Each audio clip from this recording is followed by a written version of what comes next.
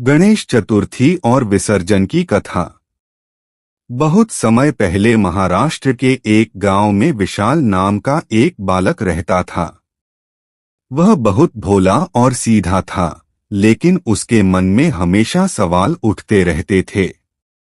गांव में हर साल धूमधाम से गणेश चतुर्थी मनाई जाती थी।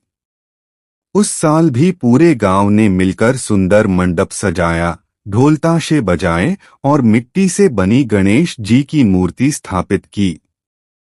10 दिन तक पूरा गांव भक्ति और उत्सव में डूबा रहा। विशाल हर दिन वहां जाता, भजन सुनता और गणेश जी को प्रणाम करता। लेकिन उसके मन में एक सवाल गहरा बैठ गया था। वह सोचता, जब हम गणेश जी को इतने आदर और प्रेम से लाते हैं, उनकी इतनी सेवा करते हैं, तो फिर हम उन्हें पानी में क्यों बहा देते हैं? क्या यह भगवान का अपमान नहीं है? आखिरकार उसने यह सवाल अपने दादाजी से पूछ ही लिया।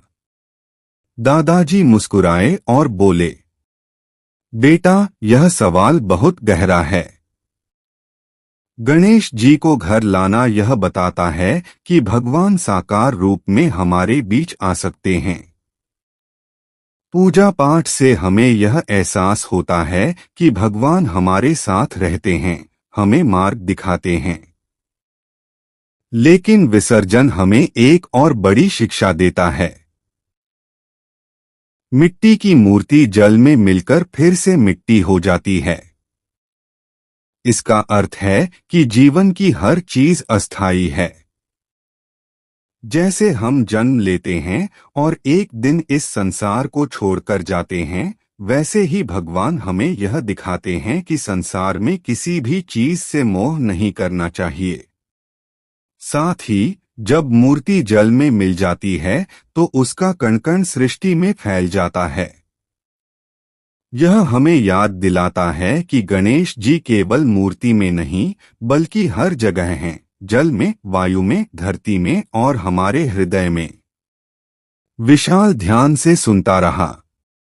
अब उसे समझ आ गया कि विसर्जन का मतलब भगवान को दूर करना नहीं है, बल्कि यह मानना है कि वे हर जगह हमारे साथ रहते हैं। विसर्जन के दिन जब गांव वाले ढोल ताशे बजाते हुए गणेश जी की मूर्ति को नदी तक ले गए, तो विशाल के मन में अब उदासी नहीं थी। वह गाते हुए बोला, गणपति बप्पा मोरया, अगले बरस तू जल्दी आ। सीख है। गणेश विसर्जन हमें यह सिखाता है कि भगवान हर कण में हैं और हमें मोह से ऊपर उठकर भक्ति, विनम्रता और त्याग का मार्ग अपनाना चाहिए।